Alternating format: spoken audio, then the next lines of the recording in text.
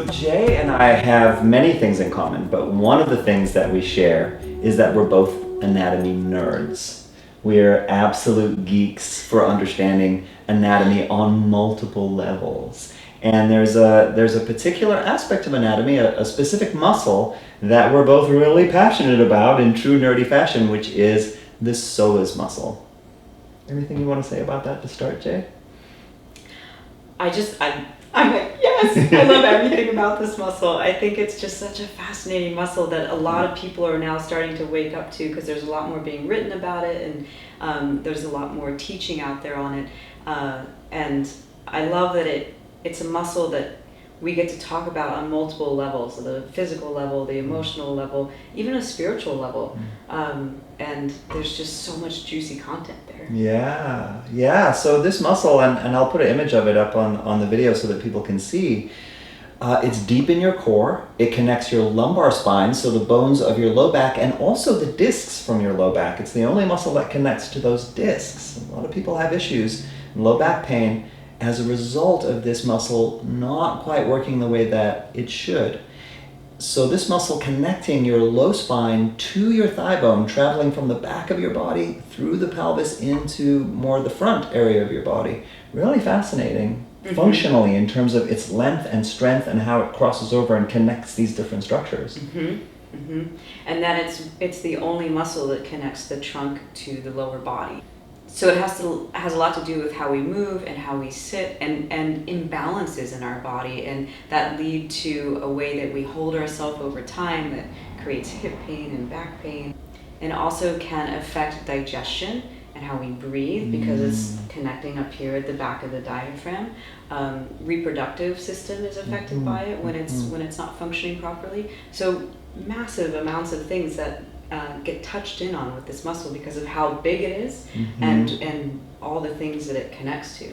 Yeah. Also highly innervated. Lots of important nerves running through and around the muscle itself. The things that I got really fascinated about with regard to the psoas is that it's the muscle that we first use involuntarily in the startle response that you see in infants when a baby gets scared and kind of contracts like that. That's the psoas muscle doing that. And then developmentally, when we're first learning how to crawl. So our first ability to move away from mommy, crawl away, explore the world, and then look over our shoulders and go, is she still there? And then turn around and crawl back. That's all psoas.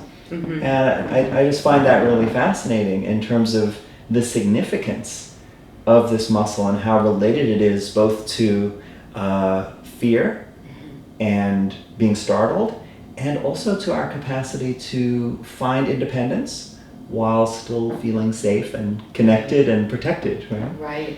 Right. And so as adults, it's very much linked to our fight, flight, freeze responses. And since so many of us are in a constant state of low grade stress, where we kind of feel like we're having to hold ourselves, or we're desperately wanting to run away, but we're not. The psoas actually stays active, because it's an unconscious muscle. It works without us thinking about it. And so one of the things that I find fascinating about it is people will come to me and say, I have a tight psoas, or I have a weak psoas. And what research really says is that it's not so much that it's tight or that it's weak, it's that it's exhausted. It's like our adrenals. If you're constantly, putting effort into this system and it's always working for you, and it never gets to rest, it's just tired. And so a lot about what I love about working with the psoas is it's not so much about a muscle that you have to do something to. It's really about how do we get this muscle to release a little bit so that we can have the whole system then release with it.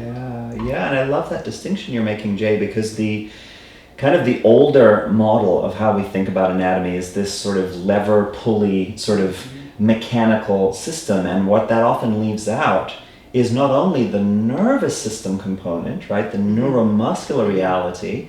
So you might just say, well, it's tight or it's short. It's like, well, no, it's stuck on. It's a symptom of a nervous system kind of state, which then also is a reflection of a psychological or spiritual, a kind of experiential situation that's going on inside of us. And in my sort of fascination with mind-body psychology over the last 20 years, I found that the psoas is very, very powerful to work with in terms of releasing stress and tension, accessing emotions that have been unresolved, the body unwinding and sort of rebalancing and reorganizing in really kind of beautiful and profound ways. I think your use of the word spiritual is kind of apt in this regard, because when the psoas feels that it can really let go, there can be a beautiful altered state that emerges. I don't know about research on this, but I think there's a brain chemistry shift.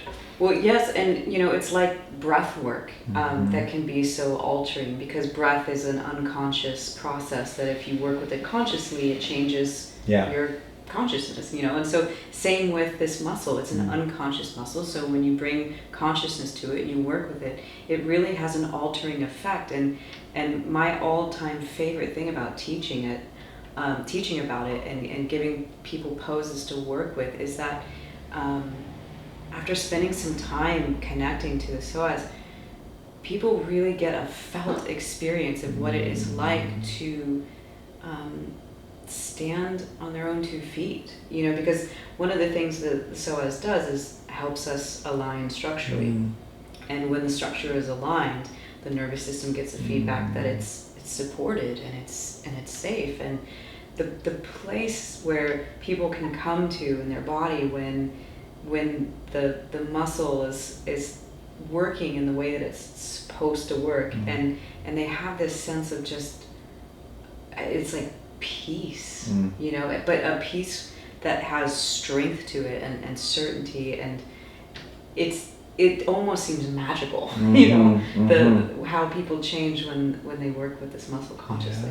Yeah, I know exactly what you mean. And then of course the more mundane effect that perhaps goes along with that sense of peace and alignment that you're talking about is I've seen so many people find relief from what is often pretty chronic low back pain. Years. Yeah, me too. Fun geeking out with you, Jay Fields.